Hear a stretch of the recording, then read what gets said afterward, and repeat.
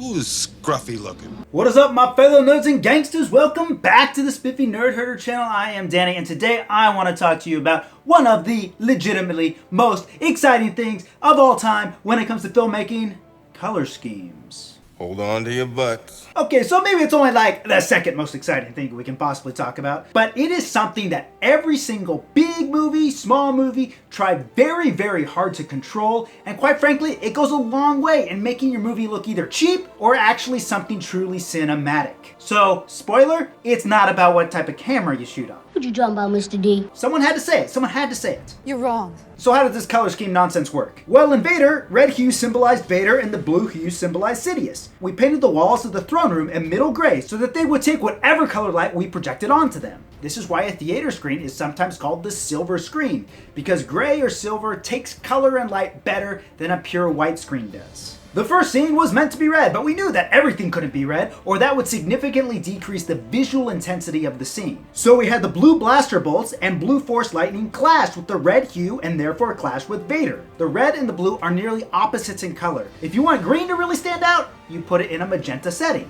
Conversely, in the blue scenes, Vader's lightsaber produced the contrast to the blue. In the medical chamber scenes, however, there virtually were no saturated colors. It was different shades of black and white. This was the symbol of the weakness and powerlessness, that might not be a word, that Vader felt in this moment. Stop before I start crying. The Sixth Sense does something similar. Lots of desaturated colors with the occasional color to represent something big. Edward Scissorhands' world contrasts in both the hue and saturation from suburbia down below. Contrast in tone, or brightness, is super apparent with the villains wearing black and the heroes wearing white. For instance, it ain't no accident that the inside of Princess Leia's ship is white and the Death Star is dark gray. Not to mention those fancy dancy costumes they got on.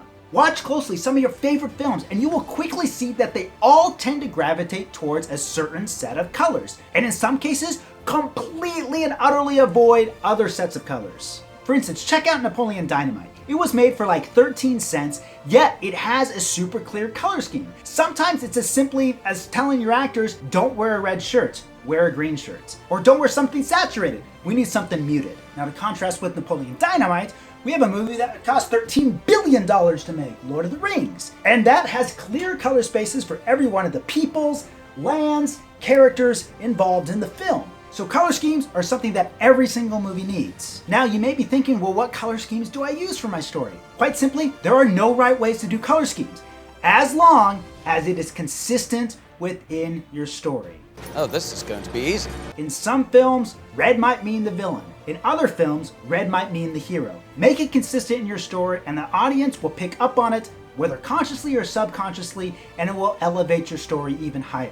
Do you have a favorite color scheme in a movie? What is it? Let me know in the comentarios below. Now I love making these filmmaking videos for you guys, and I'm considering something. Making my own masterclass on how to make a film for super cheap, from beginning to end and everything in between. So if you're interested in something like that, let me know below too. If you're not interested, just write the comment. I'm only here to look at Danny because he is the coolest. That's true, that's true.